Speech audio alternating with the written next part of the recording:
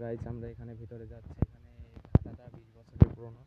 এখানে নাকি অনেক জিন এবং পরীদের বসবাস আছে।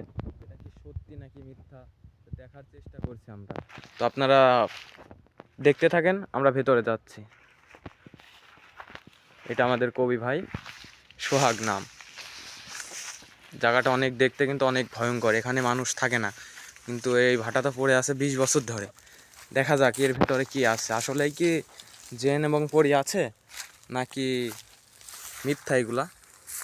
তো ভাই আপনি কি ভিতরে যাবেন আরো? না না, দেখেন বিরাট ভয়ঙ্কর একটা দৃশ্য।